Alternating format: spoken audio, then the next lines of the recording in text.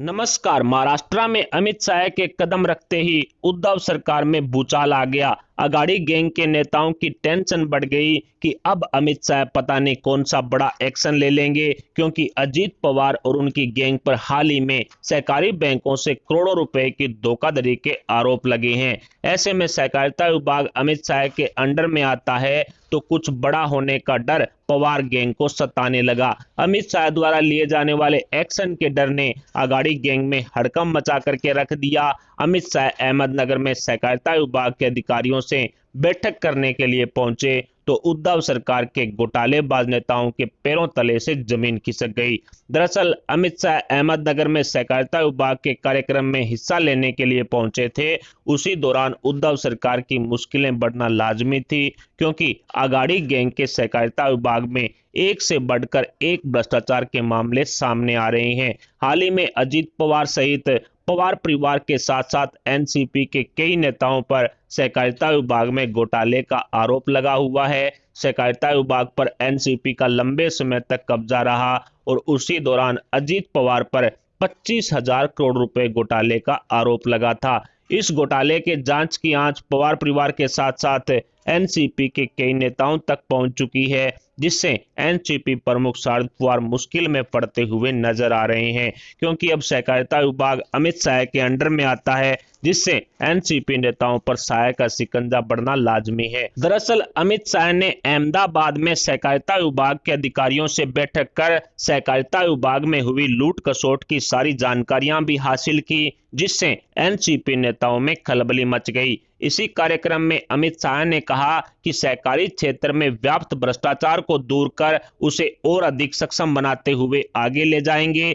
इस क्षेत्र में पक्षपात और भेदभाव को मूक दर्शक बनकर के देखने की बजाय उसे दूर किया जाएगा। सहकारी क्षेत्र के बैंकों और अन्य बैंकों के कामकाज में सुधार की दिशा में तेजी से प्रयास है वो शुरू कर दिया गया है। अमित शाह ने भ्रष्टाचार पर उद्धव गैंग को साफ शब्दों में चेतावनी दे डाली, जिसके बाद उद्धव के नेताओं और उनके मंत्रियों के पसीने छूट गए। अमित शाह ने साफ शब्दों में उद्धव सरकार को धमकी देते हुए कहा कि राजनीति से ऊपर उठ करके काम कीजिए, वरना अंजाम भुगतना पड़ेगा। शाह ने आगे कहा कि राज्य सरकारों को राजनीति से ऊपर उठ करके सहकारिता विभाग को देखना चाहिए, वरना मैं मूक दर्शक बन करके नहीं बैठ सकता। मेरी जिम्मेदारी है, क्योंकि सहकारिता विभाग मेरे अंडर में आता है, इसलिए मैं बहुत ही अच्छे तरीके से यहाँ कह रहा हूं कि आप सबको इससे ऊपर उठ करके सोचना चाहिए। सहकारिता विभाग में हुए घोटालों के खिलाफ अमित शाह की हुंकार ने महाराष्ट्र की राजनीति में भगदड़ मचा दी है।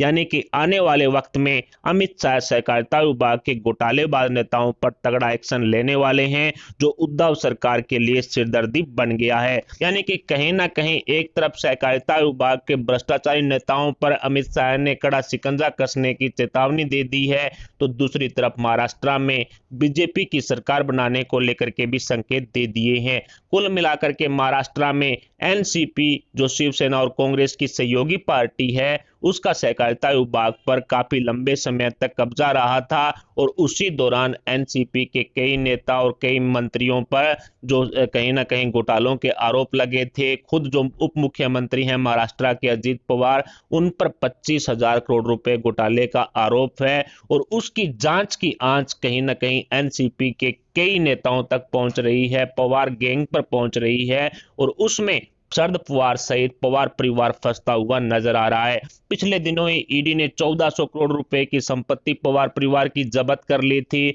और अब जिस तरह से सहकारिता विभाग को लेकर के अमित शाह ने बड़ा एक्शन लेने की ठान ली है, बड़ा एक्शन लेकर के जो पवार परिवार के खिलाफ जांच की रफ्तार है उसको तेज करने की हुंकार भरी है, उससे एनसीपी कांग्रेस शिवसेना में खलबली मची हुई है, क्योंकि उद्धव ठाकरे को अपनी सीएम कुर्सी खोने का डर भी सताने लगा है।